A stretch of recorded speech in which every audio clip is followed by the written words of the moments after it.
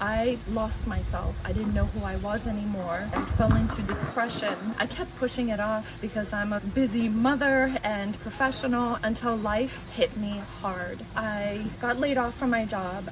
Ashamed. I felt like I had failed. It was another form of trauma for me because I'd been there for 20 years. This brought back memories I had repressed from my trauma years ago that had turned into this unhealthy way of dealing with it, harming me very much. And I knew then that this is my time to come and find myself again. I feel energy back in me. I'm strong and I'm ready to take on the world and love that has regrown in my heart to share with my family, friends, and the universe.